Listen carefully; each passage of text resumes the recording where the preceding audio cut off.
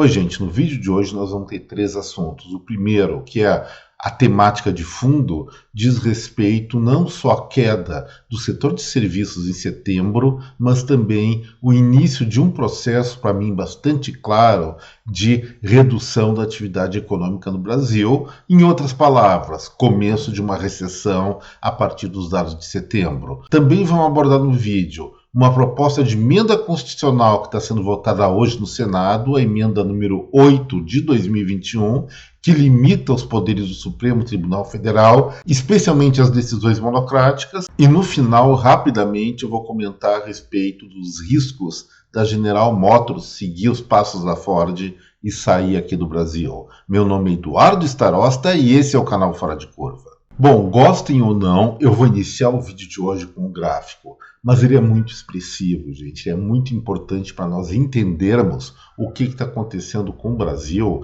não agora exatamente em novembro, mas há cerca de um mês e meio atrás, em setembro, com o IBGE fechando os dados referentes ao setor de serviços daquele mês aqui no Brasil. Eu insisto no gráfico porque só um número é muito pouco para explicar, especialmente se é um número negativo. O que eu quero que vocês reparem, vou pedir um pouquinho a paciência para quem não gosta de enxergar a realidade através de ilustrações, mas um pouquinho de paciência só, gente. Olha só, o que eu estou mostrando nessa informação, nessa ilustração que está aí na frente da minha cara? Simplesmente que depois da pandemia, o setor de serviços, que realmente estava depauperado por conta do fica em casa, experimentou uma grande reação de curto prazo e essa reação ou esse crescimento veio se mantendo ao longo do tempo, em 2021, 2022, até a maior parte de 2023. Mas nós podemos observar direitinho que a taxa de crescimento, que são as barras azuis que estão para cima, ela vem decrescendo já há muito tempo, especialmente na entrada de 2023. E nós chegamos em agosto com um crescimento de apenas 0,6%, e eu falei, bom, esse dado, pela dinâmica que nós estamos observando, muito provavelmente vai gerar ou vai antecipar uma queda da atividade do setor de serviços. Já para setembro, eu imaginava que isso, pela dinâmica que estava acontecendo, iria acontecer entre novembro e dezembro. Mas se antecipou em 2 meses e isso é muito ruim. Dito e feito, gente, o resultado do volume de serviços prestados no Brasil em setembro agora de 2023, frente ao mesmo período do ano passado, caiu 1,24%. E podem ter certeza, esse não é um resultado casual. Ele tem uma sequência de coerência, como nós podemos observar ainda nesse gráfico. Agora vamos tirar o gráfico fora. Já demonstrei o que eu queria, só que tem outras questões mais agravantes. A economia, sim, a maior parte, a maior empregabilidade aqui no Brasil está no setor de serviços. Mas indústria e comércio também são fontes importantíssimas de emprego e de produção. E já venho falando há bastante tempo que a produção industrial brasileira, se nós tirarmos a parte extrativa mineral, que é aquelas fábricas que tiram minério, extraem minério das montanhas, na verdade, ou até petróleo, e normalmente o minério é exportado para outros países, China, alguma coisa absorvida aqui, mas isso não é fábrica de verdade.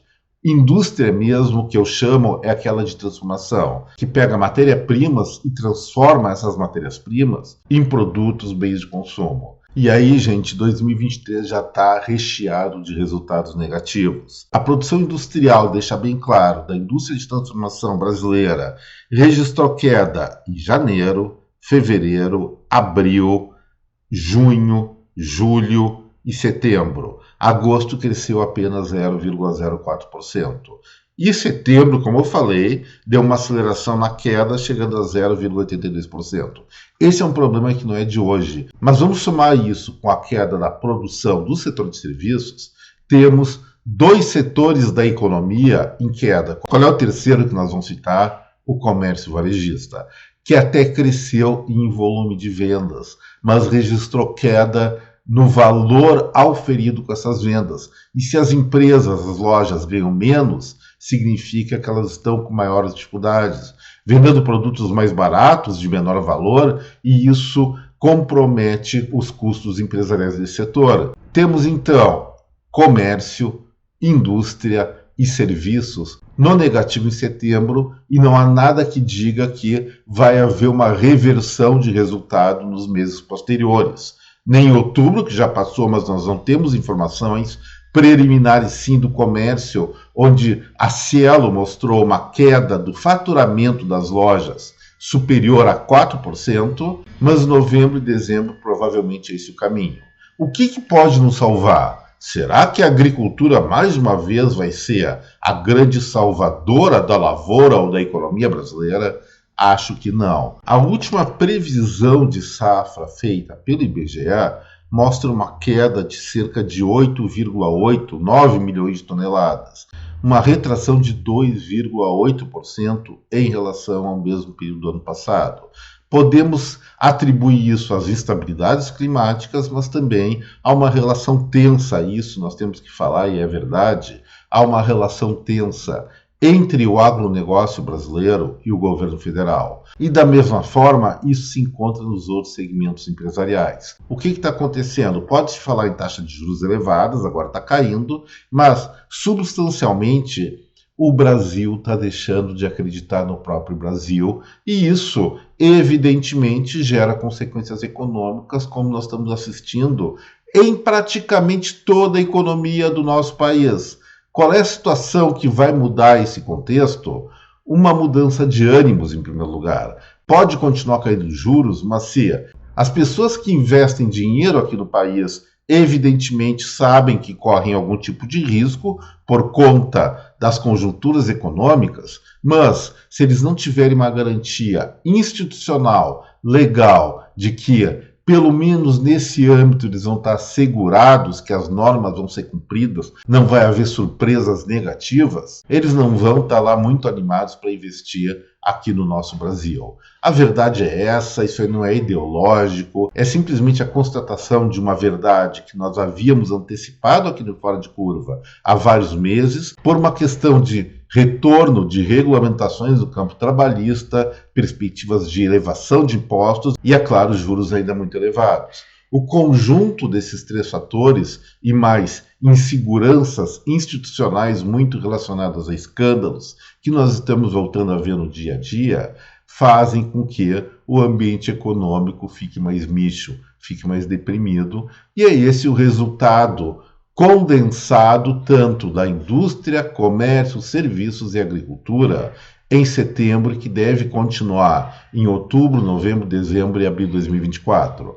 É claro que, já que tivemos um primeiro semestre bastante promissor, bastante impulsionado por 2022, o PIB final brasileiro ainda fecha 2023 no positivo, mas vai abrir 2024 no negativo, e esse é motivo de muita preocupação para nós brasileiros. O país começou a partir de setembro, literalmente a empobrecer. E isso não é brincadeira não. E agora o segundo tema do nosso vídeo, como foi anunciado, diz respeito à proposta de emenda constitucional número 8 de 2021, que está tramitando no Senado essa proposta de emenda constitucional com o objetivo de limitar os poderes do Supremo Tribunal Federal. Comentei no vídeo de ontem a respeito do pronunciamento do presidente do Supremo, o Barroso, colocando o que eu considerei algumas impropriedades sobre a relação entre os três poderes. Essa PEC, essa proposta de emenda constitucional, ela vem atingir, sim, o Supremo sob dois aspectos fundamentais.